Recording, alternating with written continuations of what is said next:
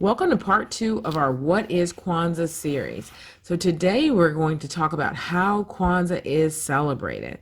And there is a traditionally established way of celebrating Kwanzaa, which really just starts with having a profound respect for its values, symbols, and practices. We need to remember that this is a celebration of African culture, and to celebrate it any other way would jeopardize its purpose. The intention of the holiday is to celebrate us as African people, where we've been, where we're going, and where we are right now. To celebrate it another way would actually jeopardize the purpose, and it would actually violate some of the principles of Kwanzaa themselves. Additionally, we want to choose the most beautiful items as our symbols and representation of our culture during Kwanzaa. Okay, so let's start with the basic symbols. There are 7 basic symbols associated with Kwanzaa. Each represents a value and concept reflective of African culture and contributed to community building and reinforcement. Okay, so the first symbol is the mazao, which are the crops. And this is symbolic of African harvest celebrations and the rewards of collective and productive labor. And this is really the basis of the holiday. It represents the historical foundations of Kwanzaa, the gathering of people that is patterned around African harvest festivals in which joy, sharing, unity, thanksgiving are all fruits of collective work and planning. The second symbol of Kwanzaa is the mkeka, or the mat. Now, this is a symbolic tradition of our history, or the foundation on which we build on. And you'll notice there are things that sit on the mat because the mat is the foundation for those things. The third symbol is the kinara, or candle holder, and this is symbolic of our tradition and history, and therefore is the foundation on which we build on. The fourth symbol is the muhindi, or the corn. And the fifth symbol is the mishuma saba, or 7 candles. And they are symbolic of the Nguzu Saba, or 7 principles. The matrix and minimum set of values which African people are urged to live by in order to rescue and reconstruct our lives, our image, according to our own needs.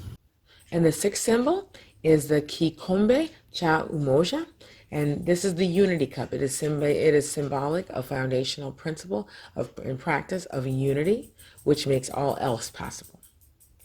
The seventh symbol is the zawadi, or gifts. These are symbolic of the labor and love of the parents and the commitments that are made and kept by our children. Now, children are essential to Kwanzaa. They are the future, they are the seed bearers, and they will carry the cultural values and practices into the next generation. Now, the colors representing Kwanzaa, or representing the collective Black experience, are red, black, and green. Black is for the people, red is for the struggle, and green is for the future and the hope that comes from the struggle. Therefore, 1 black candle is placed on the kinara, 3 red and 3 green. These are the mishuma saba, or the 7 candles that represent the 7 principles.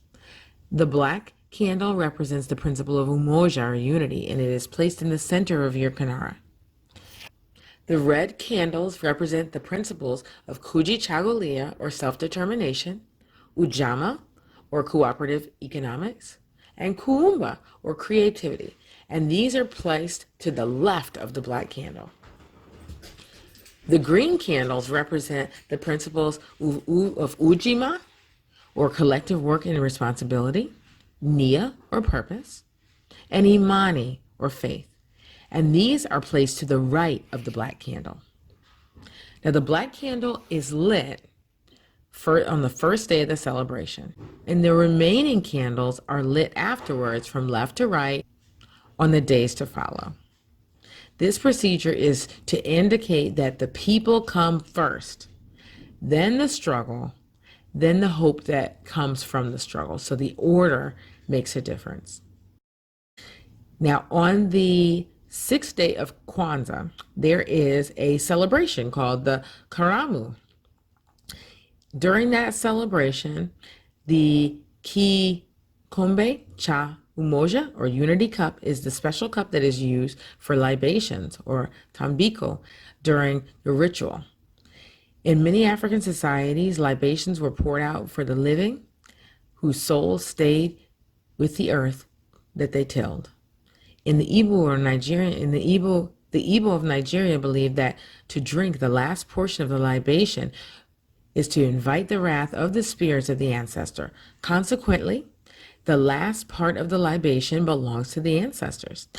During the Karamu fest, the Kikombe Cha Umoja is passed from family member to guest who drink from it to promote unity.